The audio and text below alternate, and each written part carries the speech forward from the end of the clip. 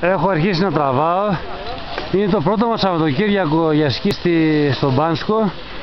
Σήμερα είναι Κυριακή. Ο καιρός είναι θεσπέσιος, ψιλοχιονίζει και οι καλύτεροι σκιέρ είναι έτοιμοι και οι καλύτεροι σκιέρ ετοιμάζονται να κατεβούν.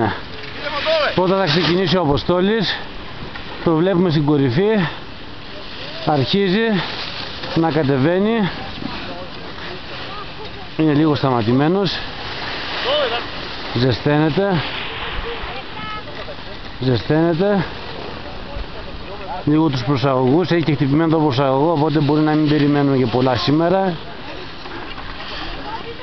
γιατί συνήθως ο Αποστόλης προσφέρει πολύ καλό θέαμα.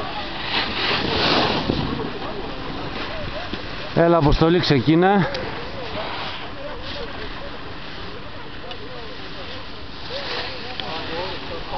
Ξεκινάει λοιπόν, τον βλέπουμε, σταματάει.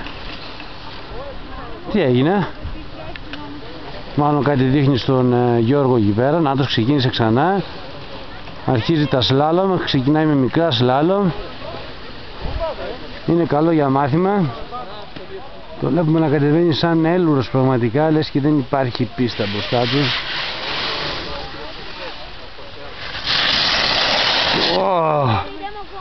Απόστολος, that was Απόστολος. Και τώρα έχει αρχίσει ο Γιώργος να κατεβαίνει. Μπράβο Γιώργο, έτσι. Έτσι Γιώργο. Έτσι χτυπάμε μπατόν, στρίβουμε, χτυπάμε μπατόν, στρίβουμε, χτυπάμε μπατόν, χτυπάμε μπατόν και στρίβουμε. Γιατί ακούει, δηλαδή. Χτυπάει, κατεβαίνει. Μπράβο.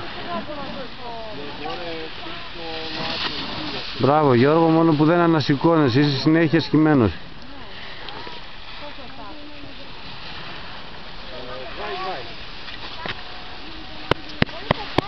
Μπράβο, μπράβο. Συγχαρητήρια.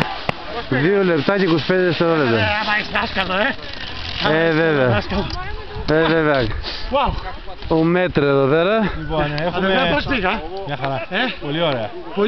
Άφησα πολύ πιο ελεύθερο τον απλά ήθελες να ήσουν λίγο πιο ελεύθερος. Λίγο. Και τραβούσα έξω το χέρι το εξωτερικό αυτό.